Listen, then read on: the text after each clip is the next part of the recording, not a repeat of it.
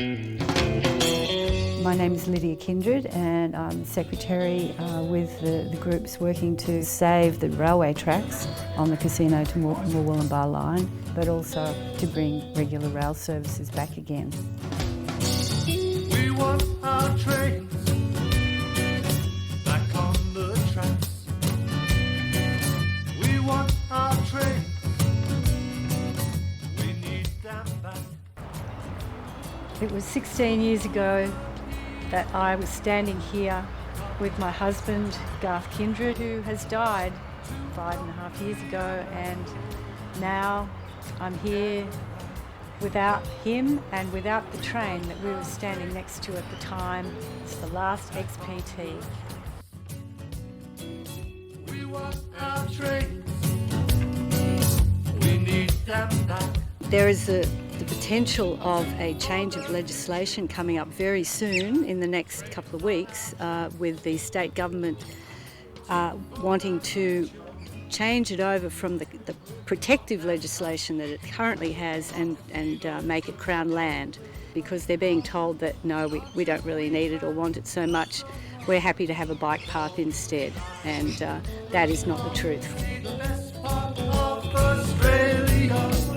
Byron Shire is on the right track by having both options covered. They would like to do rail trail on the side of the track, but also to have rail services throughout their shire, which goes from Bangalore, goes through Byron Bay, Mullumbimby, and all the way up to Yelgan, which is where the Splendour in the Grass and the Falls festivals happen at the North Byron Parklands, because there's already the Byron solar train happening in Byron and to the industrial estate. If they could extend it to Tyagra, which is right next to the highway, Pacific Highway, then people could just park and ride and go into Byron Bay that way. How we move around and provide access to our older residents, our younger residents, our visitors, our workers, the teenagers who want to go and visit their friends. In a way, what we provide them helps define us. If it's simply paving more roads and putting more cars and making them wait in traffic while the environmental costs grow, that says a lot about our priorities. I think our community, both economically and environmentally, see that this rail corridor can be a real crucial part of our future going forward. It allows people to connect to our villages and our towns without having to have a car, without sitting on our roads. The community should first and foremost have been consulted. I know I've done my consultation in my electorate. I think we're up to our 3rd survey with the community, and loud and clear public transport comes back every single time. And, why would we be supporting the privatisation of the rail corridors? So what's happening in Casino is very disappointing, because why aren't they championing for the multi-use, to have off-formation cycle paths and preserving the corridor for the return of rail? That would be the smart thing to do, and it's very disappointing that there's a lack of leadership around that. I rise today on behalf of the Greens to speak to the Transport Administration Amendment Closure of Railway Lines in Northern Rivers Bill 2020. A bill being rammed through Parliament without consultation with the relevant communities that, if passed in its current form, would see a rail line that has serviced the Northern Rivers for over 110 years ripped up and never to return. There has been no meaningful consultation with relevant communities in the Northern Rivers in relation to the bill. The government, of course, claims to have provided ample opportunity for consultation, but revelations from the former Mayor of Tweed, Katie Milne, show that the only state government consultation undertaken in her area involved 40 hand-picked participants, including 26 directly affected adjacent landholders, 13 organisations and MP Thomas George. Where were the town hall meetings?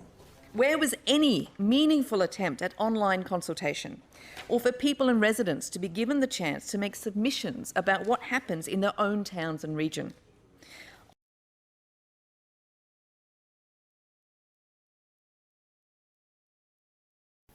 Sadly, that is what happened. The two major parties rammed through the legislation through New South Wales Parliament to close the two ends of our Casino to Wollongbar line. We want our trains. Back on the tracks. We want our trains.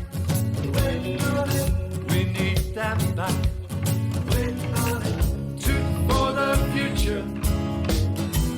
Trains on our tracks.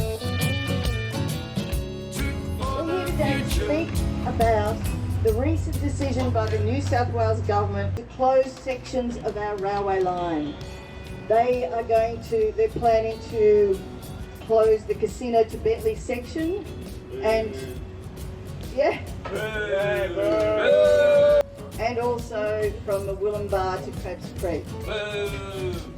Yes. And the railway tracks are going to be ripped up for a bike path. The reason we're standing here outside Janelle Saffin's office is because Jeff Provost and the Nationals have pushed this decision, but she has ended up supporting it and Labor are supporting it. I think any reasonable person would believe that as soon as you take those tracks up, they're not coming back. As soon as you decommission that as a transport corridor, it's not coming back. I, on behalf of the Greens, have now provided the MPs in this place with not one but two opportunities to move this bill to a public inquiry that would give those affected by the removal of this rail line a chance to have their voices heard. A chance for the 10,000 plus people who signed the petitions that I tabled earlier today to express their strong opposition to the proposal to rip up the tracks and to have their calls for rail services to be reinstated. And both times the Liberals, Nationals and Labor parties have come together to deny the community that chance. The government and Labor have stated that we have had extensive community consultation on this issue. Bullshit! It isn't true. When have the people of this area, of this whole region, been asked if they want to see trains running again in this area or if they want bike paths instead? Never. The sections on our line that have been closed now have been handed over to the local councils. So the Casino to Bentley section is managed by the Richmond Valley Council and the Willumbar to Crabs Creek section is being managed by Tweed Shire Council. Now it's up to the councils to decide whether they will rip up the tracks or whether they will consider having the bike trails beside the tracks. So I was given a great opportunity today to actually speak directly to those tenderers and express how important it was that Council has resolved to consider an off-formation proposal, an option for the rail trail to be off the rail tracks to allow the rail tracks to stay in situ. And I made it very clear that it was a majority of councillors that asked for that option to be able to be considered and that they need to give very strong consideration to that in their tender proposals that they put forward. And I guess I couldn't state that strongly enough to them, and I think they did hear that.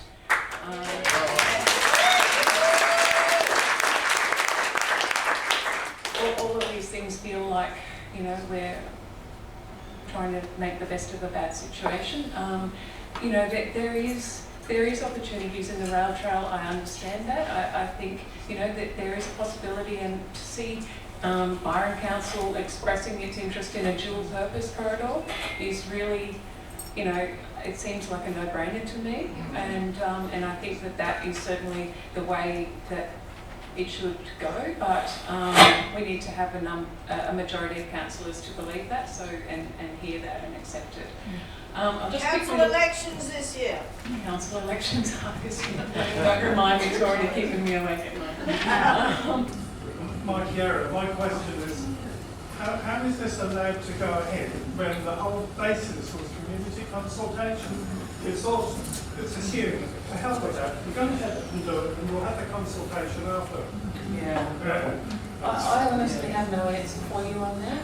But surely, as I mayor, know. you I understand our sort of anger and so on. I do understand it, and I think it's shared by a number of the councillors in that there has been no general consultation. There has been some consultation with the directly adjacent landowners, But that, you know, even that, I'm not sure that all of the directly adjacent landowners would call it consultation. You know, they certainly have been involved in, and we are trying to talk to people and say, what do you need in terms of fencing, in terms of diversions, what do you need? But I agree there has been no general consultation, and there is a plan to do more consultation, but it is just a bit late. I agree. I'm sorry. Yeah. Sorry, I was just saying that the rails themselves, the you know, part of removing the rails and the tracks will form part of the contract, and there was a kind of a understanding from the contractors, or I raised the issue in the meeting today, that there is likely to be civil kind of unrest when those works happen, and any contractor needs to be prepared for that eventually.